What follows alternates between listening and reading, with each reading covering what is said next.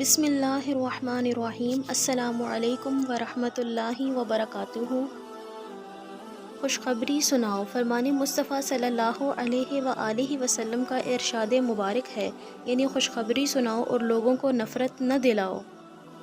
صلہ رحمی۔ صحیح بخاری میں ابن عمر رضی اللہ تعالیٰ عنہ سے روایت ہے کہ رسول اللہ صلی اللہ علیہ وآلہ وسلم نے ارشاد فرمایا، صلہ رحمی اس کا نام نہیں کہ بدلہ دیا جائے، یعنی اس نے اس کے ساتھ احسان کیا تو اس نے اس کے ساتھ احسان کر دیا، بلکہ صلہ رحمی کرنے والا وہ ہے کہ ادھر سے کاٹا جاتا ہے اور یہ جوڑتا ہے۔